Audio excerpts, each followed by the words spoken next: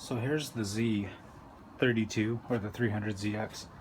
For the plenum, most people to replace the fuel injectors have to remove this whole plenum, which involves removing a whole myriad of vacuum lines, fuel lines, taking clips off in the very back that are almost impossible to get to. You can see the rat's nest here in terms of how much there is to actually take apart. So the easy way to replace the injectors is the Dremel method, but I want to point out a few things before that. These are the connectors for the injectors, and you can see the corrosion there. You'll often have to replace these as well. These are original Japanese JDM. You see where they plug into the connector right there on the fuel injector. You want to be careful not to break these off. These are in good condition and they're usable still. You're not going to be able to use them if you break the plastic like I did there. I did that on purpose though, because I know I'm not using these. They're all corroded.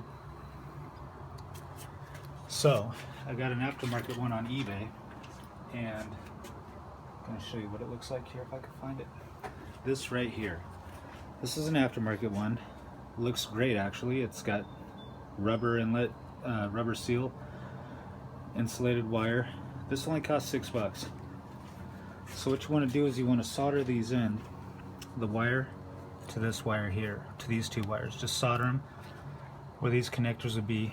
Cut as little as possible on the actual wiring harness of the car, and use what you have to splice it from this. It's better to cut more off of this than it is the original wiring.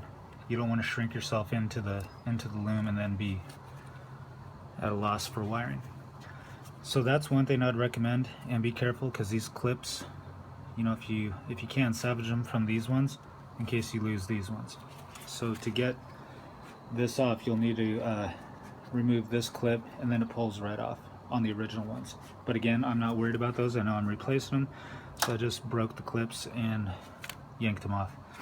So for the plenum, you want to make sure that you're going to Dremel it correctly.